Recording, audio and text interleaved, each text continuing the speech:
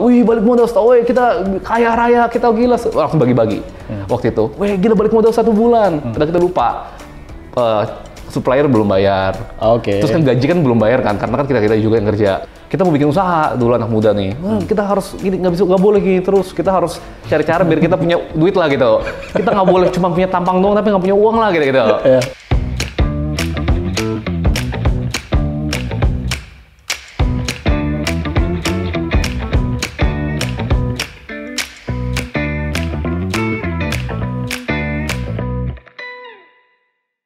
Ini Motrela lo sempet jalan dengan cara franchise ya? Betul.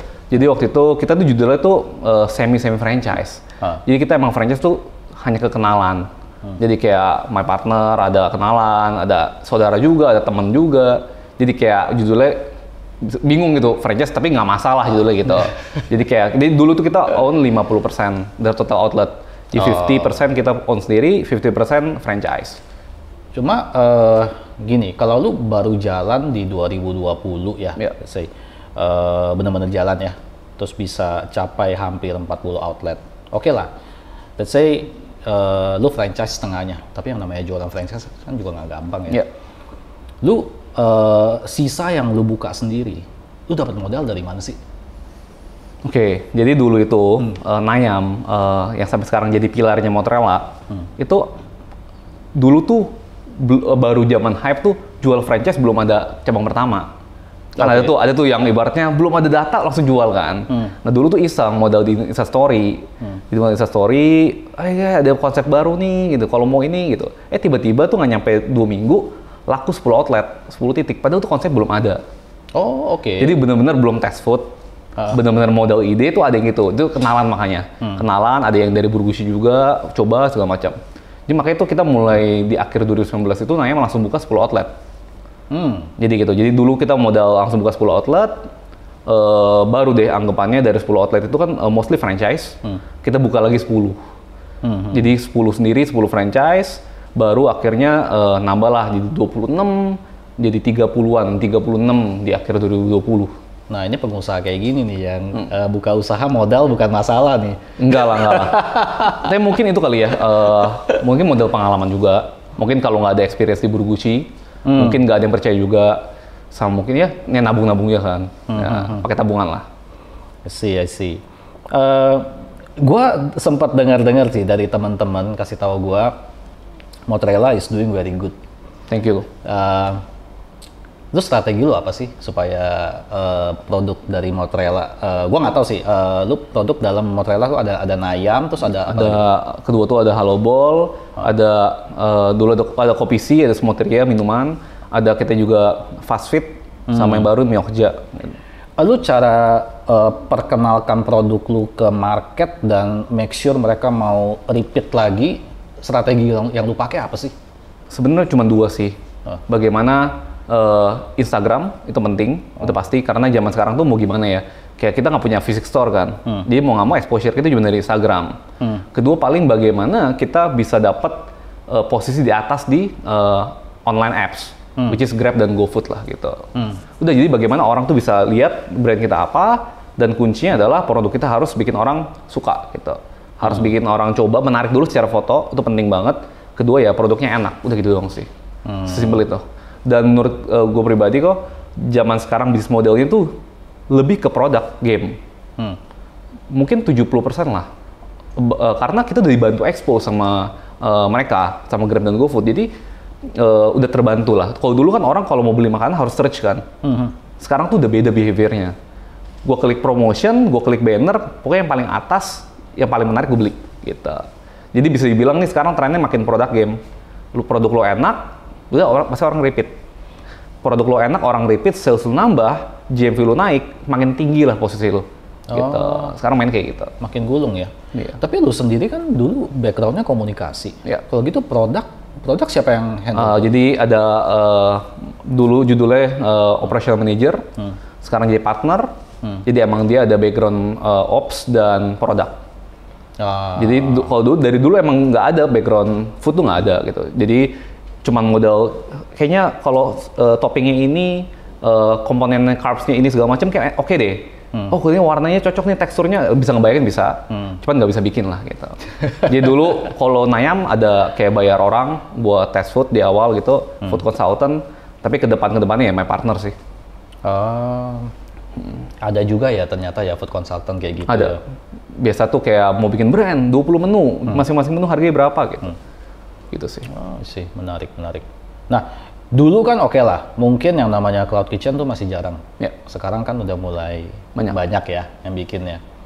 Lo udah lihat sesuatu nggak sih yang bikin lu spesial dibandingkan sama cloud kitchen yang lain? Pertama, timing itu penting.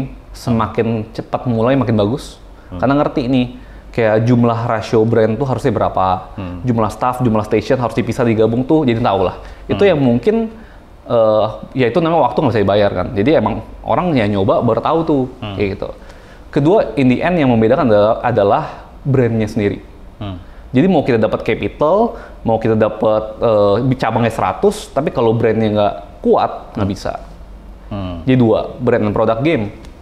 Itu sih, bagaimana lu bisa punya di satu tempat yang sama, lu bisa maximize simplicity, efisiensi, tapi harus juga kompleks secara menu, itu juga susah tuh, ada seninya lah. Nah itu sih, in the end product. Ada kombinasi khusus nggak sih? Kayaknya gue lihat rata-rata juga cloud kitchen mereka kayaknya mereka gabunginnya dalam satu outlet dia tuh mungkin 4-5 brand. Yeah. Biasanya tuh selalu ada satu ayam lah, ada kopi lah gitu. Kayak itu tergantung. Pertama tergantung capital itu pasti. Tergantung mostly kayaknya lebih bagus, lebih mudah makanan. Karena mungkin ini bisa dibilang rahasia juga ya. Minuman ternyata belum ada loh minuman yang lahir dari online. Baru sadar juga kayak misalkan ada brand boba, dia buka dulu di mall. Ada brand kopi buka dulu di kios. Ada brand minuman murah buka dulu di jalanan gitu kan. Jadi ternyata minuman tuh beda karena behavior makanan dan minuman tuh beda. Kayak gitu-gitu loh. Hal kayak gini yang mungkin awal-awal orang nggak ada yang ngerti. Gitu. Tapi ke depannya itu mungkin kayak 2021 tengah atau akhir kayaknya akan mostly multi brand solution. Kenapa? Karena terbantu juga karena third party untuk bantu expose. Kedua juga mungkin karena komisinya makin mencekek gitu ya. Kita punya gross profit makin kecil, udah mau nggak mau solusi adalah multi brand. Gitu. Jadi karena persaingan juga makin ketat. Sekarang gara-gara brand begitu banyak, buset pilihan itu makin banyak. Jadi kayak gitu sih. Jadi ya harusnya yang orang yang ngerti akan ke sana lah arahnya. Gitu. Anyway, satu yang gue penasaran sih, karena gue tahu ada pemain lain di F&B yang pakai cara ini juga. Lu waktu decide untuk buka outlet baru atau tentukan menu baru atau tentukan harga, lu ada pakai data nggak sih? Data jujur seadanya sih kok. Karena namanya tim ya, ibarat tim belum seberapa, nggak bisa hire teknologi segitu, jujur lebih ke intuitif. Gue apa adanya lah, mostly intuitif, cuman akhir-akhir ini mulai belajar. Jadi mulai hire tim juga emang spesialis research, bizdev gitu. Jadi untuk decide menu baru, decide brand baru tuh ya udah mulai pakai data lah. Which is ternyata kan important banget sih. Gitu. Belajar sama yang gede-gede juga, mostly mereka punya lah. Gitu. Jadi yang mungkin dari kemarin mungkin mostly intuitif, sekarang mungkin harus lebih balance lah. Oke, Son, lu dalam setahun tumbuh hampir 40 outlet dan tadi lu mention kalau franchise itu juga sebenarnya bukan full franchise, kan lu juga involve ya di sana ya. Lu gimana sih cara manage-nya? Karena gue sempat dengar-dengar memang lu banyak sekali hal tuh hands on sendiri ya. Lu gimana tuh cara bagi waktunya tuh? Sebenarnya judulnya adalah tim sih. Intinya itulah. Karena jujur my strength juga bukan di sana gitu. Makanya I have partner emang strengthnya di operation. Jadi mostly itu sih bagaimana kita punya Indian awalnya adalah yang penting store leader. Itu kuncinya.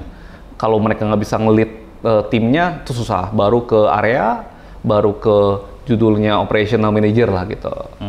Paling gitu sih udah kita kontrol tiap minggu, ada tim QC juga buat cekin mereka, ada trainer juga gitu. Oke, berarti organisasi lu tuh udah jadi ya? Ya, gitu ya? Ya, semoga ya pelan-pelan lah ya. Tapi oke lu, hampir 40 outlet, umur lu segitu bisa manage organisasi jarang loh, ada yang bisa. Belajar kok.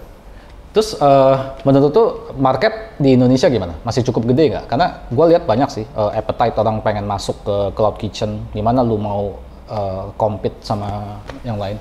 Yang pasti dapat gede, yang pasti sangat gede. Kalau nggak mungkin ada bisnis model yang mirip dapat funding segitunya, nggak mungkin. Itu udah pasti. Dan mungkin karena semua gini, mungkin zaman sekarang itu pemain first wave kayak misalnya restoran di mall pindah ke sini.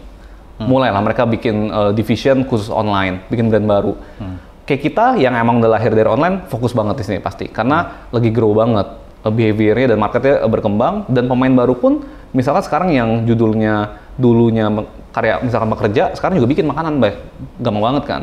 Jadi emang secara gini, kalau anggapan dari yang bikin aja banyak, growing, apalagi marketnya kan. Gitu. Jadi kayak kita mikir, kita juga kemarin tuh analisa kok, kayak kita tuh bisa punya outlet berapa banyak sih.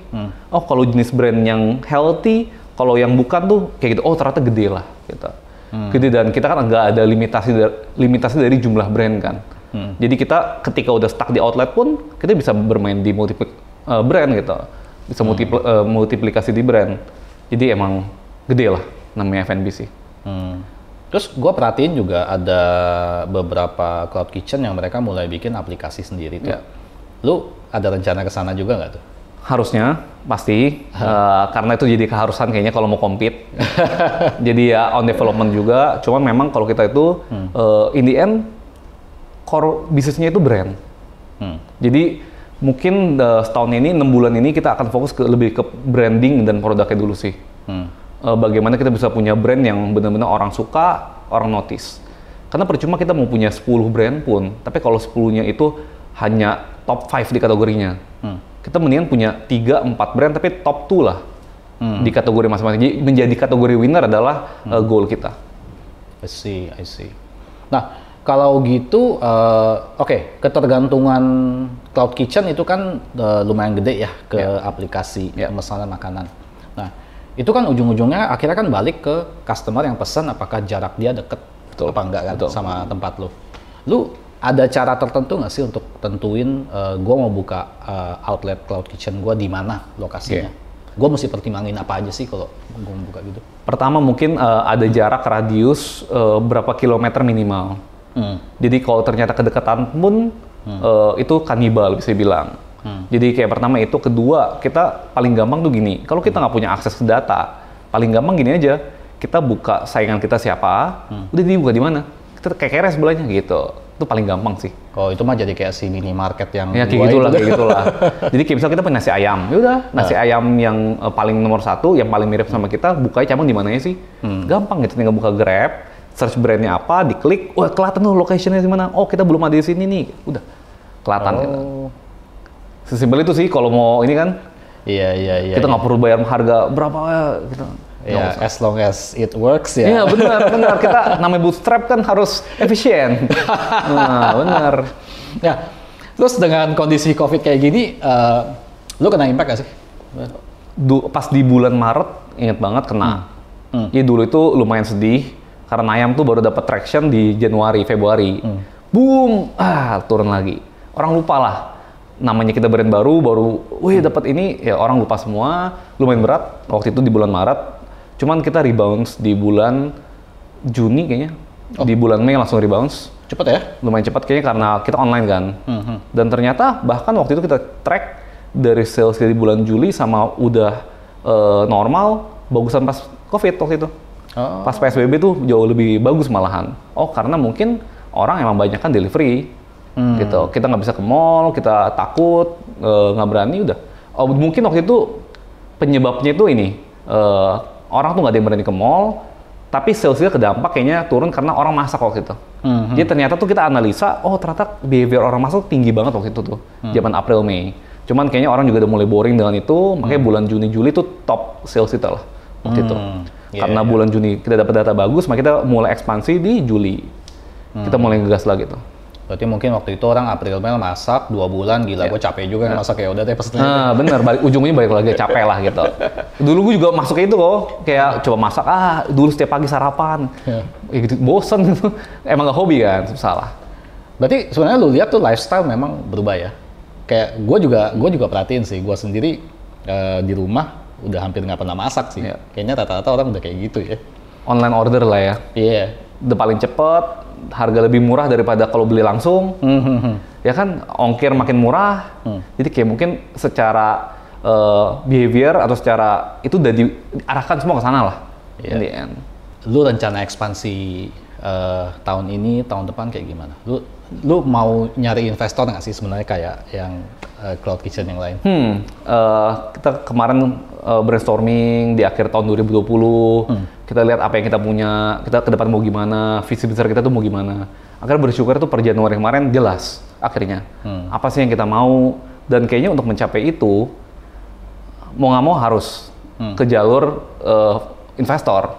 Kenapa? Karena kalau bootstrap, udah pasti banyak hal yang terkorbankan. Pertama, karena capital terbatas, kita punya kualitas standar equipment tidak bisa maksimal. Kita jumlah hire orang nggak bisa maksimal. Jadi mau nggak mau kayaknya demi bisa menjadi winner di kategori bisnis model ini, mau nggak mau harus. Gitu. Jadi mencari investor, fundraising sudah menjadi goal kita lah. Sudah menjadi target kita lah di 2021 ini. Oke. Ya, gua nggak kebayang sih, lu dengan modal tanpa modal investor aja lu bisa buka segitu banyak ya. Begitu lu disiram dana tuh harusnya. Jadi kayak mungkin mencapai stage ini bisa, cuman kayak untuk mencapai stage berikutnya tuh sendiri bukan nggak bisa, jadi lambat lah. Berarti gue bakal expect nunggu Motorelan ini nanti ratusan ya. Amin. Kita udah ngitung sih, kita mau punya berapa puluh brand, berapa outlet gitu, harusnya. Tapi lu dari zaman kuliah juga udah mainnya seputaran F&B ya? Lu end game lu apa sih? 10 tahun lagi lu masih akan stay di sini, lu ngelihat nanti mau jadi kayak gimana sih? Oke, 10 tahun ya. Jadi dari dulu, kayak dari 2019, gue udah mengkomitkan diri gue tidak boleh keluar dari F&B 2025, sebelum 2025. Oh, oke. Karena judulnya 2025 itu 10 tahun tepat Wilson Chandra bermain F&B.